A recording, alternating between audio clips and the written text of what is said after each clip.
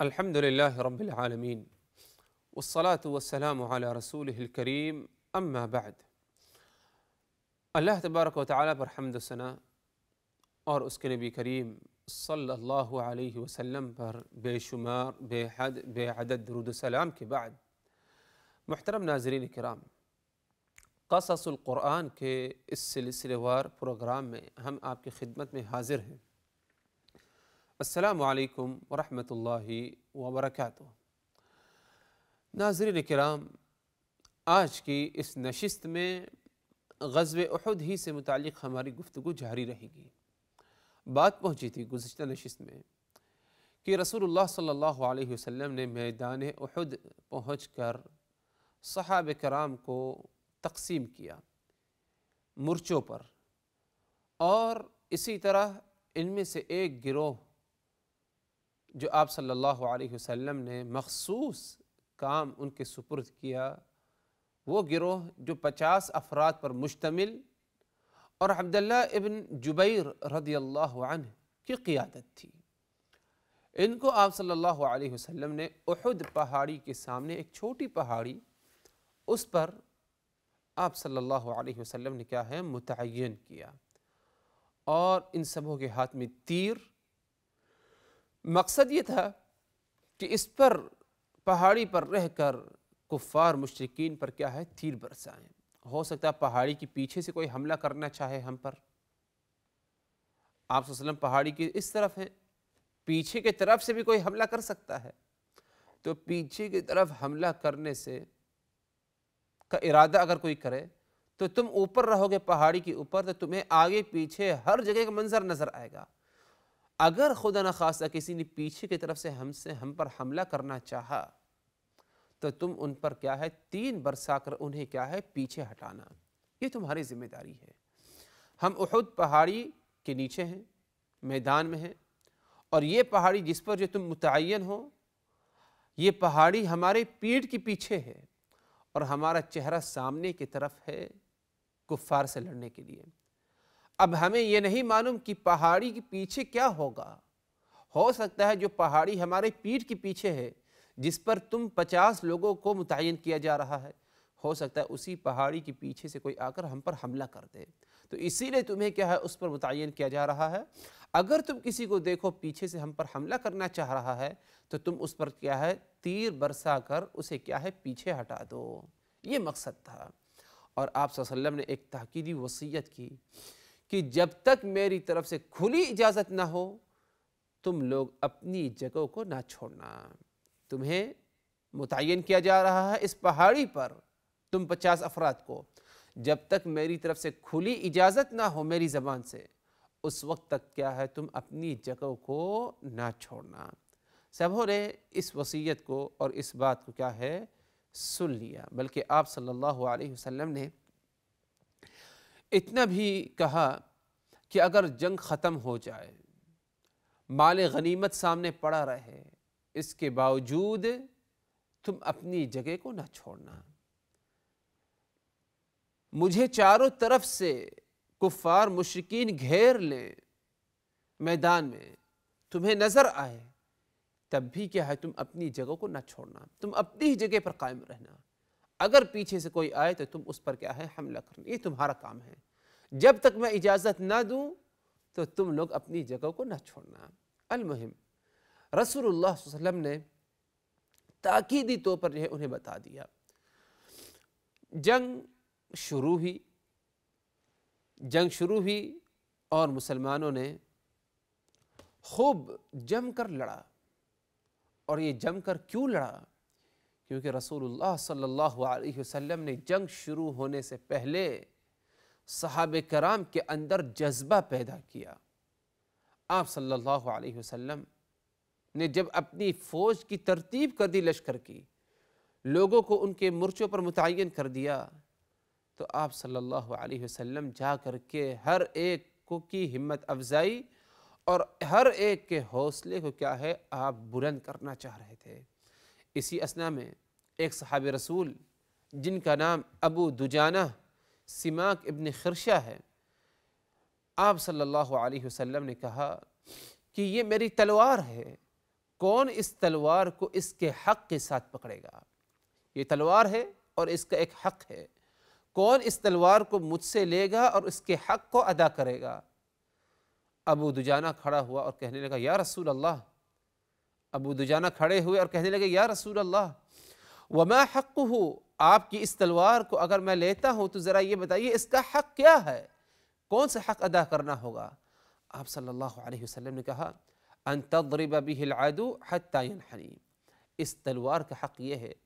کہ تم اس تلوار سے دشمن کو مارو مارو مارو یہاں تک یہ تلوار ینحنی ٹیڑھی ہو جائے، تلوار خراب ہو جائے، ٹیڑھی ہو جائے، یعنی اتنا لڑو جم کر کہ تلوار کیا ہے لڑنے کے قابل آگے نہ رہے، ٹیڑھی ہو جائے۔ ابو دجانہ نے کہا انا آخذہ بحقہ یا رسول اللہ، اے اللہ کے رسول میں آپ کی اس تلوار کو لیتا ہوں اور اس کے حق کو میں ضرور ادا کروں گا، اور حق کیا ہے کہ تلوار سے دشمن کو اتنا مارا جائے کہ تلوار متاثر ہو کر ٹیڑھی ہو جائے۔ ابو دجانہ نے اس کا وعدہ کیا، اور وعدہ کرنے کے بعد ابو دجانہ بالکل ویسے ہی میدان کی طرف نکلے جیسے کہ ایک بہت ہی زیادہ پہلوان طاقتور شخص کیا نکلتا ہے، اور ابو دجانہ اترا کر چلنے لگے، ایسی چال تلوار پکڑ کے چلنے لگے کہ جس میں اترانا، غرور اور گھمنڈ کی چال چلنے لگے۔ حالانکہ ابو دجانہ نے غرور اور گھمنڈ نہیں چاہا، مقصد ادھر اس قسم کی چال چلنے کا کفار کو، مشرکین کو دھوکہ دینا تھا کہ ہاں اگر یہ اس طرح چل رہا ہے اترا کر، یقیناً اس کے اندر طاقت ہے، اس کے اندر ہمت ہے۔ رسول اللہ صلی اللہ علیہ وسلم نے جب ابو دجانہ کی اس چال کو دیکھا کہ ابو دجانہ اترا کر چل رہے ہیں، تو آپ صلی اللہ علیہ وسلم فرمایا انها لمشیۃ یبغضها اللہ الا فی مثل هذا الموطن، یقیناً یہ جو چال ابو دجانہ اترا کر چل رہے ہیں، اللہ تبارک و تعالی اس چال کو بہت ہی زیادہ ناپسند فرماتا ہے، اللہ کی اس موقع پر، اس جگہ پر، یعنی میدان جنگ میں کفار کے لیے اگر کوئی اس قسم کی چال چلنا چاہتا ہے تو اس میں کوئی حرج نہیں، ورنہ دوسرے کسی اور موقع پر کیا ہے ایسا چلنا دوسرے مقامات پر، یہ اللہ تبارک و تعالی اسے کیا ہے ناپسند فرماتا ہے۔ تو ابو دجانہ رضی اللہ عنہ نے کیا ہے اس تلوار کو لیا،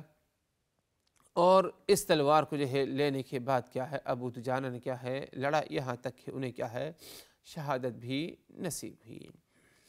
اگر دیکھا جائے حضرات، جنگ شروع ہونے سے پہلے ہی کوشش کی گئی کفار اور مشرکین کی طرف سے، جو مشرکین مکہ تھے، کہ آپ صلی اللہ علیہ وسلم کی جماعت، گروہ اور لشکر میں تفرقہ ڈال دیں، لوگ علیحدہ ہو جائیں، لوگ فرقے فرقے میں تقسیم ہو جائیں۔ تو اس کے لیے بہت ہی زیادہ کوشش کی گئی۔ سب سے پہلے ابو سفیان کی کوشش کا ذکر کر دیا جائے۔ ابو سفیان جو کہ ابھی تک انہوں نے ایمان نہیں لایا تھا اور مشرکین مکہ کے لشکر میں تھے، ابو سفیان نے ایک پیغام بھیجا انصار کے طرف، یعنی وہ صحابہ کرام جو انصار ہیں، چاہے وہ خزرج یا اوس میں سے ہوں، انصاریوں کے پاس ایک پیغام پہنچایا، اور پیغام یہ تھا خلو بیننا و بین ابن عمنا، تم ہمیں ہمارے چچیرے بھائی کے ساتھ چھوڑ دو۔ چچیرے بھائی کون؟ رسول اللہ صلی اللہ علیہ وسلم، اللہ کے رسول صلی اللہ علیہ وسلم ابو سفیان ہی کے قبیلے سے تھے۔ ابو سفیان قریشی، آپ صلی اللہ علیہ وسلم ہی قریش، اور جو لڑنے کے لیے آئے ہیں وہ اکثر کون ہیں؟ قریش مکہ کے افراد ہیں۔ تو ابو سفیان نے انصار سے کہا، یہ پیغام پہنچایا کہ تمہیں بیچ میں آنے کی کیا ضرورت ہے، تم ہمیں ہمارے قبیلے کے جو افراد ہیں قریش کے، محمد ہیں، محمد کے اور ساتھی جنہوں نے مکہ المکرمہ سے ہجرت کی ہے، تم ہمیں کیا ہے ان کے ساتھ جو ہے چھوڑ دو اور تم پیچھے ہٹ جاؤ، تمہیں بیچ میں پڑھنے کی جو ہے کوئی ضرورت نہیں۔ جب یہ بات ابو سفیان کی انصار تک پہنچی، اور بار بار یہ بات کہی جا رہی تھی تاکہ تفرقہ ہو جائے، انصار نے کسی نے بھی اس بات کو نہیں مانا، کیونکہ سمجھ گئے کہ اس بات کے کہنے کا مقصد کیا ہے اور کیا ارادہ ہے۔ اسی لیے اب اس کے بعد ایک دوسری چال، جو کہ مدینہ المنورہ ہی سے ایک کافر اور مشرک آیا، اور یہ رسول اللہ صلی اللہ علیہ وسلم کی بہت ہی زیادہ دشمنی اور آپ صلی اللہ علیہ وسلم کو بہت ہی زیادہ تکلیف پہنچانا چاہتا تھا۔ اس نے کیا کیا؟ یہ آنے کے بعد اس نے کیا ہے، یہ جب آیا تو آنے کے بعد اس نے بھی کوشش کی کہ مسلمانوں کے درمیان کچھ جو ہے تفرقہ ڈال دیا جائے، لیکن صحابہ کرام کو، رسول اللہ صلی اللہ علیہ وسلم کو اس کافر اور مشرک کی جو مدینہ المنورہ ہی کا تھا اس کی حقیقت معلوم تھی، اسی لیے آپ صلی اللہ علیہ وسلم اور صحابہ کرام وغیرہ نے کیا ہے، اس کی چال سے کیا ہے محفوظ رکھا، اور صحابہ کرام نے کیا ہے اس سے کسی قسم کی مدد نہیں لی، کیونکہ یہ جب آیا، آنے کے بعد اس نے کہا یا معشر الاوس انا ابو عامر، اے قبیل اوس کے لوگ میں ابو عامر ہوں، مطلب یہ کہ میں بھی تمہارے قبیلے میں سے ہوں، اوس میں سے، تم بھی مجھے اپنے ساتھ شامل کر لو، یا تم جو ہے ان کے ساتھ نہ لڑو۔ تو قبیل اوس کے لوگوں نے کہا لا انعم اللہ بک، اللہ تبارک و تعالی تمہارے ذریعے کوئی بھلائی نہیں دے گا، اسی لیے کیا ہے یہ بھی کیا ہے لوٹ گیا اور اپنی سازش میں کیا ہے کامیاب نہیں ہو سکا۔ تو اللہ تبارک و تعالی نے ایمان والوں کی ادھر بھی حفاظت فرمائی۔ ابو سفیان کی سازش تھی کہ آپس میں تفرقہ ڈال دیا جائے، انصار کو پیچھے ہٹا دیا جائے یہ کہہ کر کہ اصل جنگ تو ہمارے اپنے لوگوں سے ہے، تم تو انصار ہو مدینہ والے، تم سے ہماری کوئی دشمنی ہی نہیں، ہماری دشمنی تو اصل ہمارے لوگ جو مکہ المکرمہ سے ہجرت کے مدینہ منورہ جو قریش کے لوگ ہیں، محمد ہیں اور ان کے دوسرے ساتھی، ان سے ہماری دشمنی ہے، تم ہمیں ان سے لڑنے دو اور تم پیچھے ہٹ جاؤ، ہمارا تم سے کچھ لینا دینا کوئی دشمنی ہی نہیں انصار کے ساتھ۔ یہ ایک ذریعہ اپنانے کی کوشش کی گئی، اس میں کامیاب نہیں ہوئے۔ اور اسی طرح مدینہ المنورہ ہی کا ایک مشرک جس کا نام ابو عامر الراہب تھا، اس نے بھی کوشش کی قبیل اوس کے ساتھ مل کر، کیونکہ یہ قبیل اوس سے تعلق رکھتا تھا کہ قبیل اوس کے لوگ مجھے اپنے ساتھ شامل کر لیں یا قبیل اوس کے لوگ میری بات کو مانتے ہوئے پیچھے ہٹ جائیں، یہ بھی اس میں کیا ہے کامیاب نہیں ہوا۔ اور کامیاب نہ ہونے کی وجہ یہ تھی انصار کا ایمان، اس کی پختگی، اور ساتھ ہی ساتھ اللہ تبارک و تعالیٰ کی طرف سے یہ انعام احسان تھا کہ اللہ نے ایمان والوں کو آپس میں اتفاق کیا ہے جنگ کے موقع پر باقی رکھا۔ اس کے بعد حضرات اگر دیکھا جائے تو جنگ شروع ہو جاتی ہے۔ جنگ جب شروع ہوتی ہے تو گھمسان کی کیا ہے لڑائی ہوتی ہے، یہاں تک کہ بظاہر یہ نتیجہ سامنے آ رہا تھا کہ ایمان والوں نے کفار مشرکین کو کیا ہے شکست دے دی، اور مشرکین نے جب ایمان والوں کی جذبات کے ساتھ لڑنے کے آثار کو دیکھا کہ کس طرح یہ لڑ رہے ہیں گھمسان کی لڑائی، تو مشرکین پیچھے ہٹنے لگے۔ اور اسی اثنا میں اگر دیکھا جائے تو صحابہ کرام کی ایک جماعت شہید بھی کیے گئے، جن میں جو ہے سر فہرست اس موقع پر جو شہید کیے گئے غزوہ احد کے موقع پر، وہ رسول اللہ صلی اللہ علیہ وسلم کے چچا حمزہ ابن عبد المطلب اسی موقع پر کیا ہے شہید کیے گئے۔ اور اسی طرح ایک اور جلیل القدر صحابی ہیں جن کا نام مصعب ابن عمیر ہے، ان کو بھی اسی جنگ میں جنگ احد میں شہادت نصیب ہوئی۔ اور یہ مصعب ابن عمیر جلیل القدر صحابی کیونکہ یہ وہ صحابی ہیں جن کو رسول اللہ صلی اللہ علیہ وسلم نے اپنی ہجرت سے پہلے مدینہ المنورہ بھیجا تھا لوگوں کی تعلیم کے لیے کہ میں ہجرت تو ابھی نہیں کروں گا کیونکہ مجھے اللہ کی طرف سے اجازت نہیں ملی، تو آپ صلی اللہ علیہ وسلم نے اپنے طرف سے مصعب ابن عمیر کو مکہ المکرمہ سے مدینہ المنورہ بھیجا تاکہ مدینہ المنورہ جا کر کے ہم مصعب ابن عمیر ادھر کے لوگوں کو دین سمجھائیں، دین سکھائیں۔ تو یہ ان کی جو ہے مقام و مرتبہ ہے۔ جنگ احد، غزوہ احد کے موقع پر مصعب ابن عمیر بھی کیا ہے، شہید کیے گئے، اور جب یہ شہید کیے گئے تو صحابہ کرام کہتے ہیں کچھ بھی ان کے ساتھ نہیں سوائے ایک چادر کے، اور یہ چادر بھی اتنی چھوٹی کہ اگر ان کے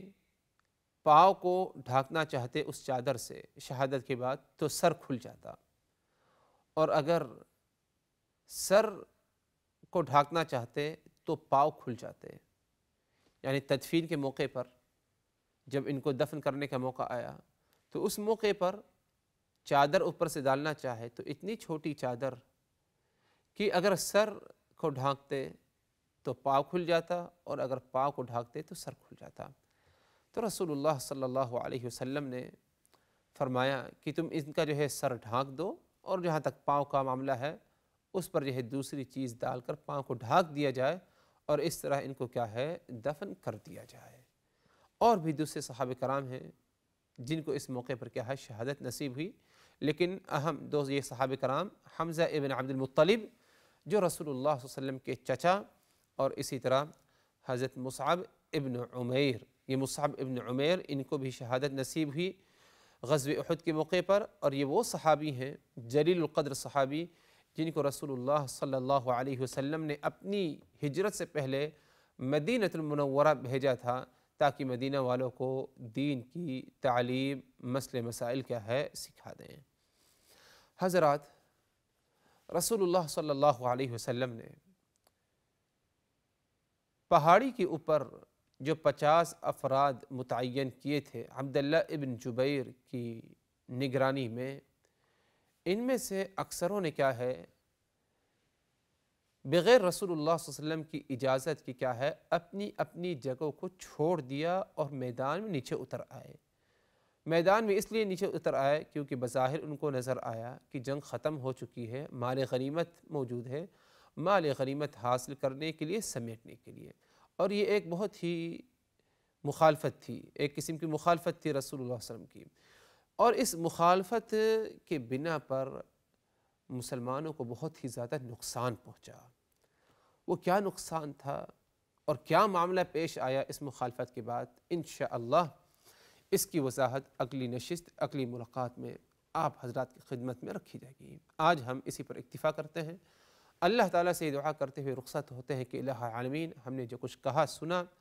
ان باتوں کو اچھی طرح سمجھنے کی، یاد رکھنے کی، عبرت و نصیحت سبق حاصل کرنے کی ہمیں توفیق دے۔ وآخر دعوانا ان الحمد للہ رب العالمین، والسلام علیکم ورحمۃ اللہ وبرکاتہ۔ لقد كان في قصصهم عبرة لأولي الألباب ما كان حديثا يفترى ولكن تصديق الذي بين يديه وتفصيل كل شيء وهدى ورحمة لقوم